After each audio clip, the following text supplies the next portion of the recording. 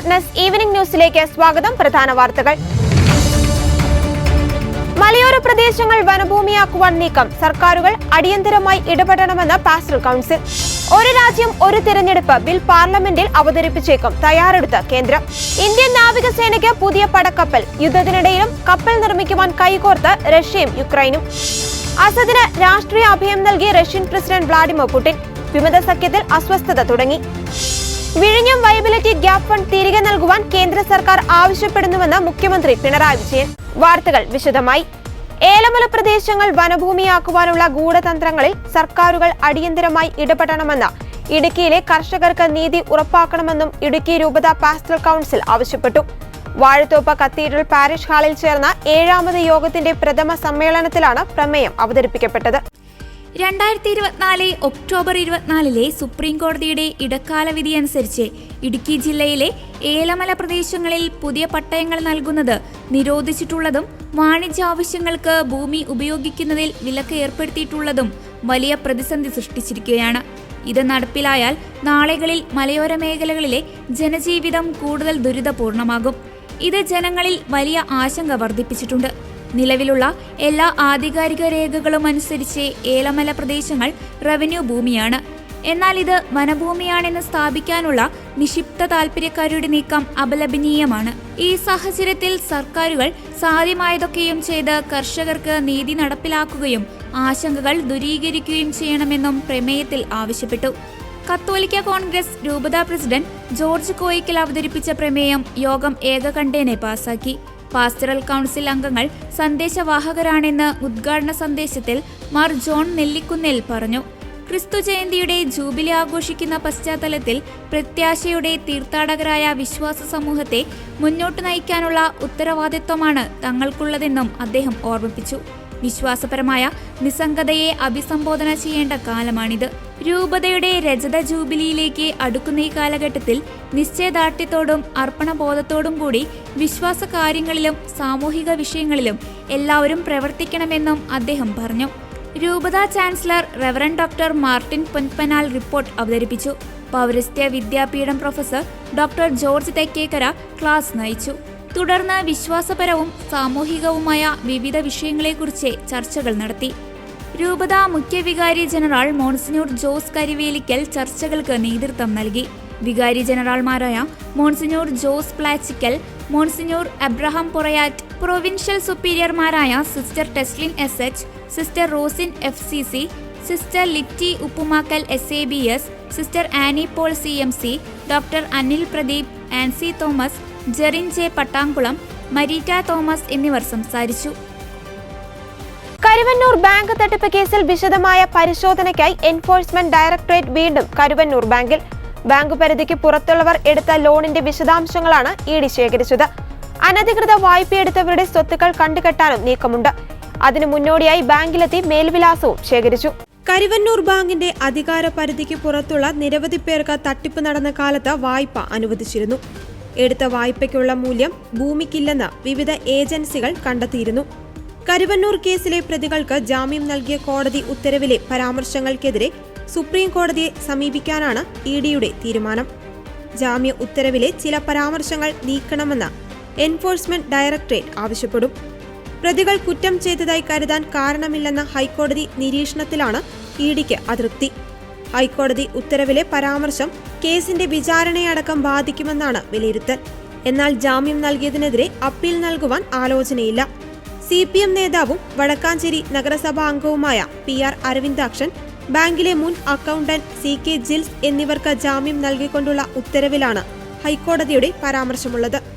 പ്രതികൾ കുറ്റം ചെയ്തതായി കരുതുവാൻ കാരണമില്ലെന്ന നിരീക്ഷണമാണ് ഉത്തരവിന്റെ ഭാഗമാക്കിയത്. ഇതിനെതിരെയാണ് ED സുപ്രീം കോടതിയെ സമീപിക്കുന്നത്. ഈ പരാമർശം ഉത്തരവിൽ നിന്ന് നീക്കിയില്ലെങ്കിൽ കീഴ്ക്കോടതിയുടെ വിചാരണയടക്കം ബാധിക്കുമെന്നാണ് വിലയിരുത്തൽ. ജാമ്യം നൽകാനുള്ള കാരണങ്ങൾക്കും അപ്പുറത്ത് വിചാരണ ഇതേവരെ തുടങ്ങിയിട്ടില്ലാത്ത കേസിലേക്ക് കടന്ന് കോടതി പരാമർശം നടത്തിയെന്നാണ് ED ഉദ്യോഗസ്ഥർ പറയുന്നത്. ഇത് വിചാരണയിലടക്കം തെറ്റായ മുൻധാരണകൾ ഉണ്ടാക്കുവാൻ ഇടയാക്കും. പരാമർശം നീക്കുവാൻ സുപ്രീം കോടതിയെ സമീപിക്കുമെന്നും പ്രതികൾക്ക് ജാമ്യം നൽകിയതിനെതിരെ അപ്പീൽ നൽകേണ്ടതുമില്ല എന്നാണ് നിലവിലെ ധാരണ.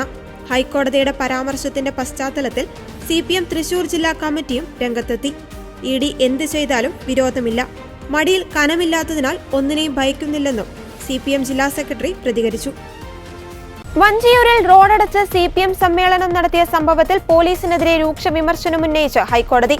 മുൻ ഉത്തരവുകൾക്ക് വിരുദ്ധമായ നടപടിയാണിതെന്ന് ഹൈക്കോടതി വിമർശിച്ചു. സംഭവത്തിൽ എന്ത് നടപടിയെടുത്തെന്ന് പോലീസിനോട് കോടതി ചോദിച്ചു. പാതയോരങ്ങളിൽ പോലും സമ്മേളനങ്ങളും പൊതുയോഗങ്ങളും നടത്തുന്നതിന് വിലക്കുള്ളപ്പോഴാണ് വഞ്ചിയൂരിൽ പ്രധാന വഴി പൂർണ്ണമായും അടച്ചുകൊണ്ട് CPMന്റെ സമ്മേളനം നടന്നത്. മരട് സ്വദേശിയായ പ്രകാശൻ എന്നയാളാണ് ഇതിനെതിരെ ഹർജിയുമായി ഹൈക്കോടതിയെ സമീപിച്ചത്. CPM സംസ്ഥാന സെക്രട്ടറി MV ഗോവിന്ദൻ, DGP എന്നിവരെ എതിർകക്ഷികളാക്കിക്കൊണ്ടാണ് ഹർജി സമർപ്പിച്ചത്.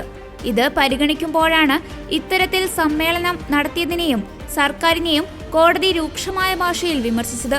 പൊതുനിരത്ത് കയ്യേറി സമ്മേളനങ്ങളും യോഗങ്ങളും നടത്തുന്നതിനെതിരെ സംസ്ഥാന സർക്കാർ സ്വീകരിക്കാൻ ഉദ്ദേശിക്കുന്ന നടപടികൾ എന്തൊക്കെയാണെന്ന് ഇനി കേസ് പരിഗണിക്കുമ്പോൾ വ്യക്തമാക്കണമെന്ന് ഹൈക്കോടതി നിർദ്ദേശിച്ചിട്ടുണ്ട്. വഞ്ചിയൂരിലെ സംഭവത്തിൽ പോലീസ് കേസെടുത്തിട്ടുണ്ടോ എന്ന് കോടതി ആരാഞ്ഞു. കോടതിയെ ലക്ഷ്യത്തിനുള്ള നടപടിയെടുക്കേണ്ട സംഭവമാണിതെന്ന് ഹൈക്കോടതി നിരീക്ഷിച്ചു. അടുത്ത ദിവസം കേസ് വീണ്ടും പരിഗണിക്കും. വഴി തടഞ്ഞ് കെട്ടിയ പന്തലിൽ സമ്മേളനം ഉദ്ഘാടനം ചെയ്തത് MV ഗോവിന്ദനായിരുന്നു. തുടർന്ന് KPACയുടെ നിങ്ങളെന്ന കമ്മ്യൂണിസ്റ്റാക്കി എന്ന നാടകവും സമ്മേളന വേദിയിൽ അരങ്ങേറിയിരുന്നു. 50ഓളം പോലീസുകാരെയാണ് രാവിലെ മുതൽ വൈകിട്ട് വരെ ഗതാഗതം നിയന്ത്രിക്കാനായി നിയോഗിച്ചിരുന്നത്. വഞ്ചിയൂർ ജംഗ്ഷനിലെ റോഡിന്റെ ഒരു വശം പൂർണ്ണമായും അടച്ചാണ് വേദിയൊരുക്കിയത്. റോഡടച്ചുള്ള സമ്മേളനത്തിനെതിരെ വഞ്ചിയൂർ CPM ഏരിയ കമ്മിറ്റിക്കെതിരെ പോലീസ് സ്വമേധയാ കേസെടുത്തിരുന്നു. ജനങ്ങളുടെ സഞ്ചാര സ്വാതന്ത്ര്യം തടസ്സപ്പെടുത്തിയതിനാണ് കേസെടുത്തത്. കണ്ടാലറിയാവുന്ന 500 പേർക്കെതിരെ അനധികൃത സംഘം ചേരൽ, ഗതാഗത തടസ്സം, പോലീസിനോട് അപമര്യാദയായി പെരുമാറൽ എന്നിവയ്ക്കാണ് കേസ്. സമ്മേളന പരിപാടികൾ നടത്താൻ മാത്രമാണ് CPM അനുമതി വാങ്ങിയിരുന്നത്. നടുറോഡിൽ സ്റ്റേജ് കെട്ടാൻ അനുമതി നൽകിയിട്ടില്ലെന്നും പോലീസ് വ്യക്തമാക്കിയിരുന്നു. വഞ്ചിയൂർ കോടതിയുടെ സമീപത്തുള്ള റോഡിലാണ് സമ്മേളന വേദി ഒരുക്കിയത്. സമ്മേളന ദിനത്തിൽ ആംബുലൻസുകളും സ്കൂൾ വാഹനങ്ങളും ഉൾപ്പെടെയുള്ളവ ഗതാഗത കുരുക്കിൽ പെട്ടിരുന്നു.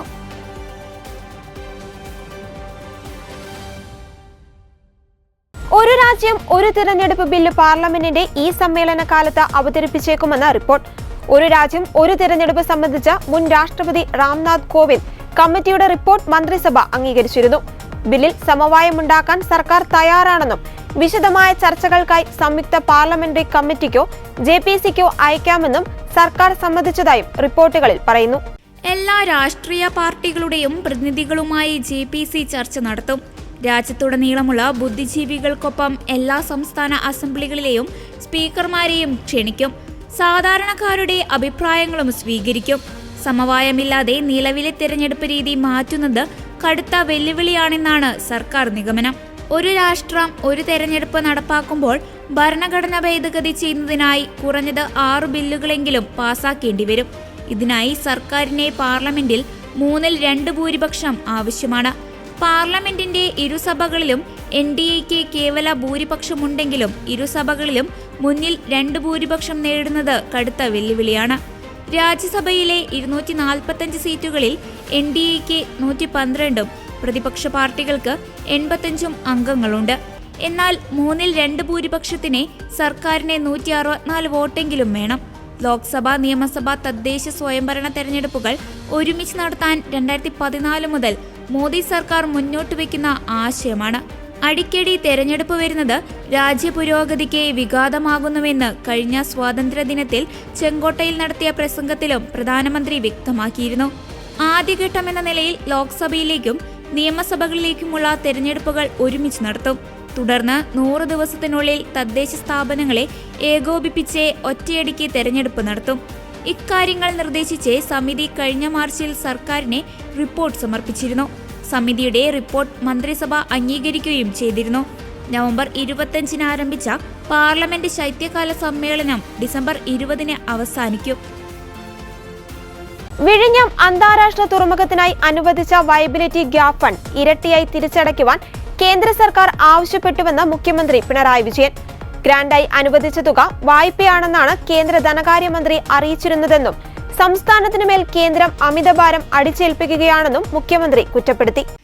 രാജ്യത്തിനാകെ ഗുണകരമായ ഒരു പദ്ധതിക്കായി സംസ്ഥാന സർക്കാർ എല്ലാ പിന്തുണയും നൽകുമ്പോഴാണ് സംസ്ഥാനത്തിനുമേൽ കേന്ദ്രം അമിതഭാരം അടിച്ചേൽപ്പിക്കുന്നതെന്നും അദ്ദേഹം കൂട്ടിച്ചേർത്തു. തിരുവനന്തപുരത്ത് വാർത്താ സമ്മേളനത്തിൽ സംസാരിക്കുകയായിരുന്നു മുഖ്യമന്ത്രി. വിഴിഞ്ഞം അന്താരാഷ്ട്ര തുറമുഖത്തിന് കേന്ദ്ര സർക്കാർ അനുവദിക്കാനുദ്ദേശിക്കുന്ന വൈബിലിറ്റി ഗ്യാപ് ഫണ്ട് പല മടങ്ങായി തിരിച്ചടച്ചേ തീരൂവെന്ന് കേന്ദ്ര സർക്കാർ വീണ്ടും അറിയിച്ചിരിക്കുകയാണ്. VGFുമായി ബന്ധപ്പെട്ടെടുത്ത തീരുമാനം പിൻവലിക്കണമെന്ന് അഭ്യർത്ഥിച്ച് നൽകിയ കത്തിന് മറുപടിയായി കേന്ദ്ര ധനകാര്യമന്ത്രി നിർമ്മല സീതാരാമൻ അയച്ച കത്തിലാണ് ഇതുള്ളത്. നാളിതുവരെ VGF ഗ്രാന്റിന്റെ കാര്യത്തിൽ പുലർത്തി വന്ന നയമുണ്ട്. ആ നയത്തിൽ നിന്നുള്ള വ്യതിയാനമാണ് ഈ തീരുമാനം. VGF വിഭാവനം ചെയ്തിരിക്കുന്ന മാനദണ്ഡമനുസരിച്ച് അത് ഒറ്റത്തവണ ഗ്രാന്റായാണ് നൽകുന്നത്, വായ്പയായി പരിഗണിക്കേണ്ടതല്ല. VGF സംസ്ഥാന സർക്കാരും കേന്ദ്ര സർക്കാരും സംയുക്തമായി നൽകാൻ തീരുമാനിച്ചതാണ്. കേന്ദ്ര വിഹിതം 817 കോടി 80 ലക്ഷം രൂപയാണ്. സംസ്ഥാനത്തിന്റെ വിഹിതം 817 കോടി 20 ലക്ഷം രൂപയാണ്. ഈ വിഹിതം സംസ്ഥാനം നേരിട്ട് അദാനി പോർട്ട് കമ്പനിക്ക് നൽകും. രാജ്യത്തിനാകെ ഗുണകരമായ ഒരു പദ്ധതിക്കായി സംസ്ഥാന സർക്കാർ എല്ലാ പിന്തുണയും നൽകുമ്പോഴാണ് സംസ്ഥാനത്തിനുമേൽ കേന്ദ്രം അമിതഭാരം അടിച്ചേൽപ്പിക്കുന്നത്. ഈ വിഷയത്തിലാണ് മുഖ്യമന്ത്രി എന്ന നിലയിൽ കേന്ദ്ര ധനമന്ത്രിക്ക് കത്തെഴുതിയത്. ഇതിനു മറുപടിയായാണ് കേന്ദ്രം അനുവദിക്കുന്നത് ഗ്രാന്റല്ല, വായ്പയാണെന്ന് വ്യക്തമാക്കിയിരിക്കുന്നത്. VGF അനുവദിച്ച ഒറ്റ ഫണ്ടിനു പോലും തിരിച്ചടവ് നിബന്ധന നാളിതുവരെ കേന്ദ്ര സർക്കാർ വെച്ചിരുന്നില്ല. കൊച്ചി മെട്രോയ്ക്ക് വേണ്ടി നൽകിയ തുക തിരികെ വേണമെന്ന് കേന്ദ്രം പറഞ്ഞിട്ടില്ല. കേരളത്തിന് മാത്രമായി തയ്യാറാക്കിയ പുതിയ മാനദണ്ഡം VGFന്റെ തന്നെ സ്റ്റാൻഡേർഡ് ഗൈഡ് ലൈനിന് വിരുദ്ധമാണ്. കേരളവും വിഴിഞ്ഞത്തിനായി VGF ഗ്രാന്റ് നൽകുന്നുണ്ട്. കേരളം ഗ്രാന്റ് നൽകുന്നത് വിഴിഞ്ഞത്തിന്റെ വികസനത്തിനാണ്. തിരിച്ചു ലഭിക്കേണ്ടാത്ത തുകയായി തന്നെയാണ് സംസ്ഥാനത്തിന്റെ VGF വിഹിതത്തെ കേരളം കാണുന്നതും. എന്നാൽ കേന്ദ്രത്തിന്റെ VGF വിഹിതത്തിൽ ലാഭവിഹിതം വേണമെന്ന് കേന്ദ്രം ആവശ്യപ്പെടുകയാണെന്നും മുഖ്യമന്ത്രി പറഞ്ഞു. ഹിന്ദുക്കൾക്കെതിരായ അക്രമത്തിൽ ബംഗ്ലാദേശ് നിലപാട് വ്യക്തമായി പറയണമെന്ന് ഇന്ത്യ. ബംഗ്ലാദേശ് സന്ദർശനത്തിനിടെ രാജ്യത്തെ ഇടക്കാല ഭരണാധികാരി മുഹമ്മദ് യൂനുസിനെ കണ്ട വിദേശകാര്യ സെക്രട്ടറി വിക്രം മിശ്രിയാണ് ഇക്കാര്യം ആവശ്യപ്പെട്ടത്. രാജ്യത്ത് അക്രമം തുടരുന്നത് മേഖലയിൽ അസ്ഥിരത ഉണ്ടാക്കുമെന്നും ബംഗ്ലാദേശ് ക്രിയാത്മക സമീപനം സ്വീകരിക്കണമെന്നും ഇന്ത്യ ആവശ്യപ്പെട്ടു. മുൻ പ്രധാനമന്ത്രി ഷെയ്ഖ് ഹസീനയ്ക്ക് അഭയം നൽകിയതിൽ ഇന്ത്യയോടുള്ള അതൃപ്തി മുഹമ്മദ് യൂനുസ് വിക്രം മിശ്രിയെ അറിയിച്ചു. തങ്ങളുടെ ആഭ്യന്തര കാര്യങ്ങളിൽ ഇന്ത്യ ഇടപെടരുതെന്നും യൂനുസ് പറഞ്ഞതായാണ് റിപ്പോർട്ടുകൾ.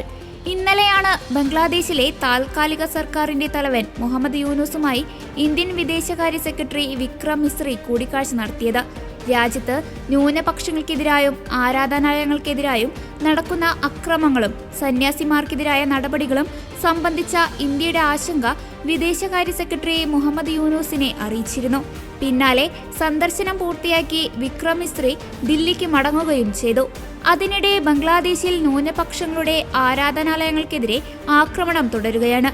ഏറ്റവും ഒടുവിൽ ഡിസംബർ 6-ന് ധാക്കയിലെ ഒരു ഹിന്ദു ക്ഷേത്രത്തിന് തീയിട്ടു. വടക്കൻ ധാക്കയിലെ ദോർ ഗ്രാമത്തിലെ മഹാഭാഗ്യ ലക്ഷ്മി നാരായണ മന്ദിറിന് നേരെയാണ് ആക്രമണമുണ്ടായത്. ദേശീയ പതാകയോട് അനാദരവ് കാട്ടിയെന്നാരോപിച്ച് കഴിഞ്ഞ ഒക്ടോബർ 30-ന് രജിസ്റ്റർ ചെയ്ത കേസിലാണ് ചിന്മയ് കൃഷ്ണദാസിനെ അറസ്റ്റ് ചെയ്തത്. അദ്ദേഹത്തിന് ജാമ്യം നിഷേധിക്കുകയും ബാങ്ക് അക്കൗണ്ട് മരവിപ്പിക്കുകയും ചെയ്തു. അതിനിടെ ഇസ്കോണിന്റെ പ്രവർത്തനം നിരോധിക്കണമെന്ന ആവശ്യം ധാക്ക ഹൈക്കോടതി അംഗീകരിച്ചിട്ടില്ല. നേരത്തെ മതപരമായ ചടങ്ങുകളിൽ പങ്കെടുക്കാനായി ഇന്ത്യയിലേക്ക് തിരിച്ച 54 ഇസ്കോൺ സന്യാസിമാരെ തടഞ്ഞതായി പരാതി ഉയർന്നിരുന്നു. മതിയായ യാത്രാരേഖകളുണ്ടായിട്ടും സന്യാസിമാരെ അതിർത്തി കടക്കാൻ അനുവദിച്ചില്ല. അതിർത്തിയിൽ വെച്ച് സന്യാസിമാരെ തടഞ്ഞ അധികൃതർ മണിക്കൂറുകളോളം കാത്തിരിപ്പിന് ശേഷം ഇന്ത്യയിലേക്കുള്ള യാത്രയ്ക്ക് അനുമതി നൽകാനാവില്ലെന്ന് അറിയിക്കുകയായിരുന്നു. നടിയെ ആക്രമിച്ച കേസിൽ മെമ്മറി കാർഡിലെ നിയമവിരുദ്ധ പരിശോധനയുമായി ബന്ധപ്പെട്ട് രാഷ്ട്രപതിക്ക് കത്തയച്ച അതിജീവിത. മെമ്മറി കാർഡ് നിയമവിരുദ്ധമായി പരിശോധിച്ചതുമായി ബന്ധപ്പെട്ട അന്വേഷണം അട്ടിമറിക്കപ്പെട്ടതായി ചൂണ്ടിക്കാണിച്ചാണ് അതിജീവിതയുടെ പരാതി. അന്വേഷണ റിപ്പോർട്ടിൽ ഇതുവരെ നടപടി ഉണ്ടായിട്ടില്ലെന്നും കുറ്റക്കാർക്കെതിരെ നടപടിയെടുക്കണമെന്നും പരാതിയിൽ ആവശ്യപ്പെട്ടിട്ടുണ്ട്. മെമ്മറി കാർഡിലെ നിയമവിരുദ്ധ പരിശോധനയുമായി ബന്ധപ്പെട്ട് രാഷ്ട്രപതിക്ക് അയച്ച കത്തിൽ ജുഡീഷ്യൽ ഓഫീസർമാരും ഉദ്യോഗസ്ഥരും കുറ്റക്കാരെന്ന് അന്വേഷണത്തിൽ കണ്ടെത്തി. വകുപ്പ് തല നടപടിയിൽ ഒതുക്കാൻ നീക്കം നടക്കുന്നു. അതിനാൽ ക്രിമിനൽ നിയമപ്രകാരം നടപടിയെടുക്കണമെന്നാണ് അതിജീവിതയുടെ ആവശ്യം. ഹൈക്കോടതിക്കും സുപ്രീം കോടതിക്കും നൽകിയ പരാതിയിലും നടപടി ഉണ്ടായിട്ടില്ലെന്ന് പരാതിയിൽ അതിജീവിത ചൂണ്ടിക്കാണിച്ചിട്ടുണ്ട്. നടിയെ ആക്രമിച്ച കേസിലെ തെളിവായ പീഡന ദൃശ്യങ്ങളടങ്ങിയ മെമ്മറി കാർഡ് നിയമവിരുദ്ധമായി പരിശോധിച്ചത് 3 കോടതികളിലെന്ന് കണ്ടെത്തിയ അന്വേഷണ റിപ്പോർട്ട് നേരത്തെ പുറത്തുവിട്ടിരുന്നു. ജഡ്ജ് ഹണി എം വർഗീസാണ് മെമ്മറി കാർഡ് സംബന്ധിച്ച് അന്വേഷണം നടത്തിയത്. അവർ ഹൈക്കോടതിയിൽ സമർപ്പിച്ച റിപ്പോർട്ടിലെ വിവരങ്ങളാണ് പുറത്തുവന്നത്. 2018 ജനുവരി 9 മെമ്മറി കാർഡ് നിയമവിരുദ്ധമായി പരിശോധിച്ചത് അങ്കമാലി മജിസ്ട്രേറ്റ് ആണെന്ന് റിപ്പോർട്ടിൽ പറഞ്ഞിരുന്നു.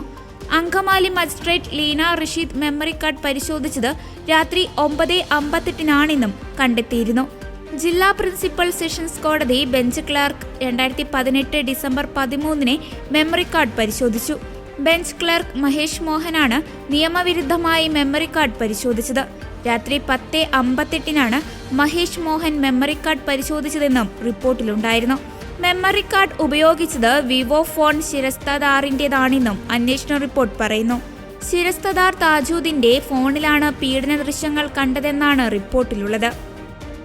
വിമത അട്ടിമറിയെ തുടർന്ന് ഞായറാഴ്ച സിറിയയിൽ നിന്ന് കടന്ന പ്രസിഡന്റ് ബാഷർ അൽ അസദിന് രാഷ്ട്രീയ അഭയം നൽകിയെന്ന് റഷ്യൻ പ്രസിഡന്റിന്റെ വക്താവ് ദിമിത്രി പെസ്കോവ് സ്ഥിരീകരിച്ചു. പ്രസിഡന്റ് വ്ളാഡിമിർ പുടിന്റെ തീരുമാനപ്രകാരമായിരുന്നു ഇത്.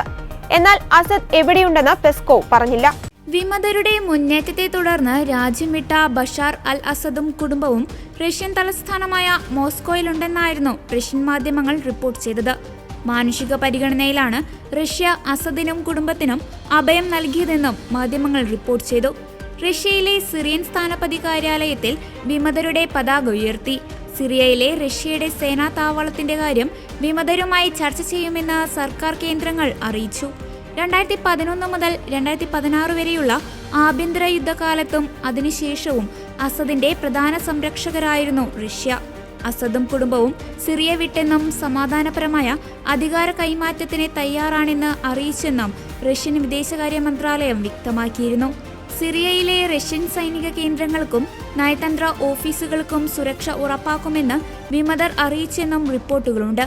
ഹയാത്ത് തഹ്രീർ അൽ ഷാം സംഘടന നേതൃത്വം നൽകുന്ന വിമത സഖ്യം അധികാരം പിടിച്ചതോടെയാണ് 24 വർഷം സിറിയ ഭരിച്ച ബഷാർ അൽ അസദ് ഭാര്യ അസ്മയ്ക്കും 2 മക്കൾക്കുമൊപ്പം റഷ്യയിലേക്ക് പലായനം ചെയ്തെന്ന വാർത്ത പ്രചരിച്ചത്. തലസ്ഥാന നഗരമായ ഡമാസ്കസ് കീഴടക്കിയതായി വിമതർ പ്രഖ്യാപിക്കുന്ന സമയത്ത് ഡമാസ്കസ് വിമാനത്താവളം വഴി അസദും കുടുംബവും രക്ഷപ്പെടുകയായിരുന്നു. അതേസമയം വിമത സഖ്യം പിടിച്ചെടുത്ത സിറിയയിലേക്ക് വൻ അഭയാർത്ഥി പ്രവാഹം. അസദ് കുടുംബ ആധിപത്യകാലത്തും 13 വർഷം നീണ്ട വിമത പോരാട്ടകാലത്തും സിറിയയിൽ നിന്ന് പലായനം ചെയ്തത് ലക്ഷക്കണക്കിന് ആളുകളാണ്. ഇവരിൽ ഭൂരിപക്ഷം പേർക്കും ഇടം നൽകിയത് തുർക്കിയാണ്. ലോകത്ത് ഏറ്റവും കൂടുതൽ അഭയാർത്ഥികൾക്ക് അഭയം നൽകിയ രാജ്യമായി ഇതോടെ തുർക്കി മാറി. പുതിയ സാഹചര്യത്തിൽ സ്വന്തം നാട്ടിലേക്ക് തിരിച്ചെത്താനായി തുർക്കി സിറിയൻ അതിർത്തിയിലെത്തി കാത്തുനിൽക്കുകയാണ് ആയിരക്കണക്കിന് അഭയാർത്ഥികൾ തിങ്ങി നിറഞ്ഞതോടെ സാമ്പത്തിക സാമൂഹിക പ്രതിസന്ധിയിലായ തുർക്കി അഭയാർത്ഥികൾക്ക് സുരക്ഷിതമായി മടങ്ങിപ്പോകാനുള്ള സാഹചര്യമൊരുക്കുന്നു. അതേസമയം വിമത സഖ്യത്തിന്റെ തുടർ നടപടികൾ ഭയന്ന് സിറിയ വിടുന്നവരുമുണ്ട്. യുദ്ധത്തിനിടയിലും ഇന്ത്യൻ നാവികസേനയുടെ യുദ്ധക്കപ്പൽ നിർമ്മിക്കുവാൻ ഒരുമിച്ച് പ്രവർത്തിച്ച് റഷ്യയും യുക്രൈനും. 2016 ഇന്ത്യ റഷ്യയ്ക്ക് ഓർഡർ നൽകിയ 2 നാവിക കപ്പലുകളിൽ ഒന്നായ ഫ്രിഗേറ്റ് INS തുഷീൽ നിർമ്മിക്കുവാനാണ് റഷ്യയും യുക്രൈനും കൈകോർത്തത്. പ്രതിരോധ മന്ത്രി രാജ്നാഥ് സിംഗ് മോസ്കോയിൽ എത്തിയപ്പോൾ കപ്പൽ ഇന്ത്യക്ക് കൈമാറി. കപ്പലിന്റെ പ്രാഥമിക എഞ്ചിനുകൾ, ഗ്യാസ് ടർബൈനുകൾ എന്നിവ നിർമ്മിച്ചത് യുക്രൈനിലാണ്. യുക്രൈൻ എഞ്ചിനുള്ള യുദ്ധക്കപ്പൽ റഷ്യ ഇന്ത്യക്കായി നിർമ്മിച്ചത് ഇരു രാജ്യങ്ങൾക്കും ഇന്ത്യയോടുള്ള ബന്ധം വ്യക്തമാക്കുന്നു.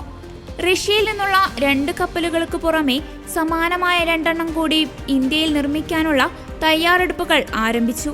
അവ ഗോവയിലെ കപ്പൽശാലയിൽ നിർമ്മിക്കാനാണ് സാധ്യത.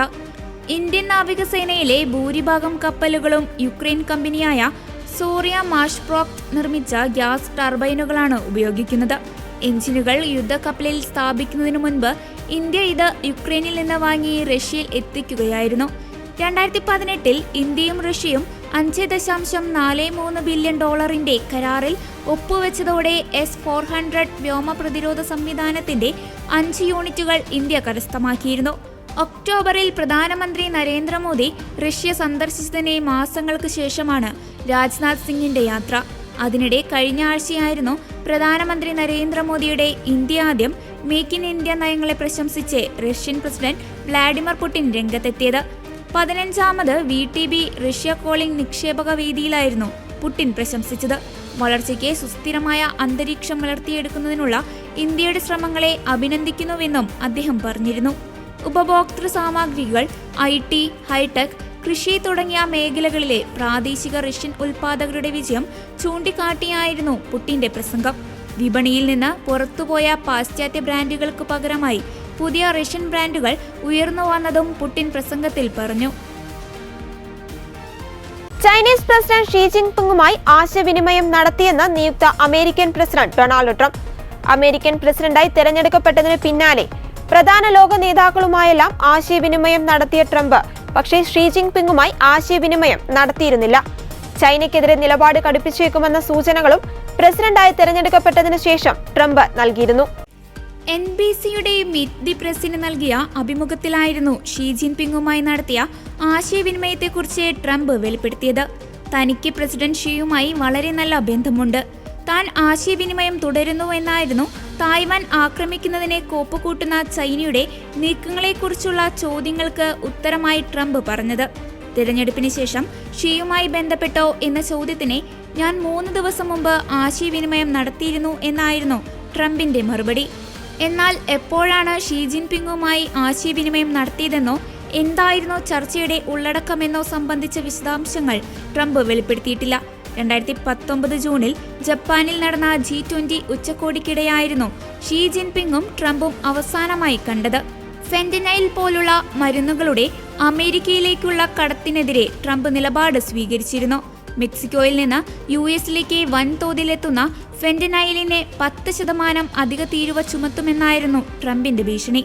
ഫെന്റനൈൽ പോലുള്ള മരുന്നുകളുടെ അമേരിക്കയിലേക്കുള്ള ഒഴുക്കിന്റെ പ്രശ്നം പരിഹരിച്ചില്ലെങ്കിൽ അടുത്ത വർഷം ജനുവരി 20 തന്റെ സ്ഥാനാരോഹണ ദിവസം തന്നെ ചൈനയ്ക്കെതിരെ 10% അധിക താരിഫ് ചുമത്തുമെന്ന് ട്രംപ് ട്രൂത്ത് സോഷ്യൽ മീഡിയയിലൂടെ പ്രതികരിച്ചിരുന്നു. നിലവിൽ ട്രംപ് ഷീ ജിൻപിങ്ങുമായി സംസാരിച്ചുവെന്ന് വെളിപ്പെടുത്തിയ അഭിമുഖത്തിന്റെ തീയതി പരിശോധിക്കുമ്പോൾ അധിക നികുതി സംബന്ധിച്ച പ്രസ്താവനയ്ക്ക് ശേഷമായിരുന്നു ട്രംപ് ഷീ ജിൻപിങ്ങുമായി ആശയവിനിമയം നടത്തിയതെന്നാണ് ചൂണ്ടിക്കാണിക്കപ്പെടുന്നത്.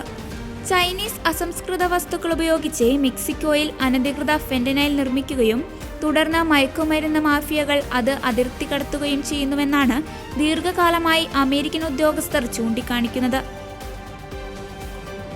ഇതോടെ ഗുഡ്നസ് ഈവനിംഗ് ന്യൂസ് ഇവിടെ പൂർണ്ണമാകുന്നു. കൂടുതൽ വാർത്താ അപ്ഡേറ്റുകൾക്കായി ഗുഡ്നസ് ന്യൂസ് ചാനൽ സന്ദർശിക്കുക. നന്ദി.